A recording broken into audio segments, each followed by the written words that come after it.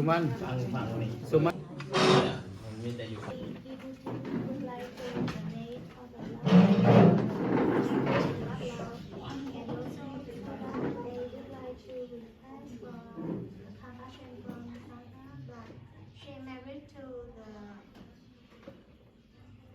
The one who already passed away, the name is Nguyễn Khắc Giang and Nguyễn Khắc Sơn, and also this morning there is one woman, 88 years old, and she about to die very soon in a few minutes. So her name is Nguyễn Thị Diệu. So they would like to ask for compassion from Sangha and married to them. Thank you so much. สาธุสาธุ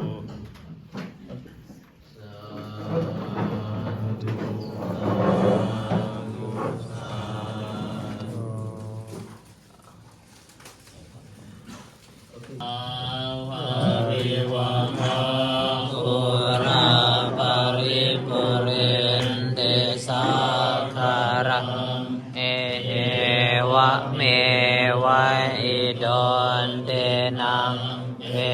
ทานังอุปาคัมปติอิชิตังปะปิตังตุมังกิปะเมวะสมิสันโตสัพเพปุเรนตุสังกปาจันโทปนะระโสยถามณิโสติระโสยถามินิโยวิวัชชัยเวสนิจังพุทธาปัจจายโนจัตตารโอธัมมาวัฏฏันติอายุวันโนสุขัง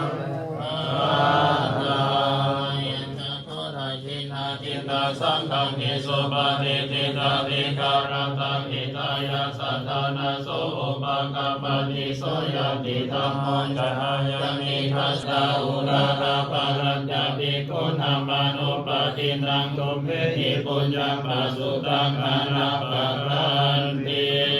พุทโธสัพเพสัทธามยาปัสสะพุทโธสัพเพสัทธานิทาพุทโธสัพเพสัทธาสุขิอัตถานังปริหารันตุสุขิสุขิปฏิสังขารโยนิโสภิกขปะตังปฏิเสวามิเยวะตวายานะปะทายานะมังคลายานะวิปุสสลายา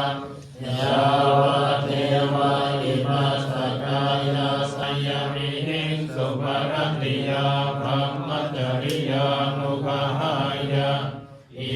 ติปุรานันจะเวทนังปฏิหังคานินาวัจจะเวทนา